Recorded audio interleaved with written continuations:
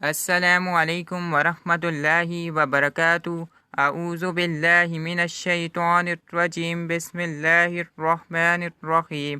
حضرت انس بن مالک رضی اللہ عنہ سے روایت ہے کہ رسول اللہ صلی اللہ علیہ وسلم کو جب کوئی مشکل کام درپیش ہوتا تو آپ صلی اللہ علیہ وسلم یہ دعا مانگتے: یا حیّ یا قیوم برحمتک استغیث، یا حیّ یا قیوم برحمتک استغیث۔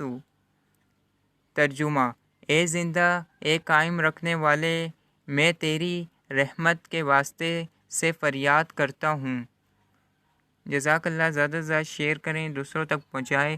اگر آپ کو ڈیلی کی حدیث پڑھنی ہے یا سننی ہے تو اس چینل کو سبسکرائب کر دے اور بیل آئیکن کی گھنٹی کو دبا دے تاکہ آئندہ آنے والی ویڈیو آپ کے پاس جلد سے جلد آئے۔ جزاک اللہ۔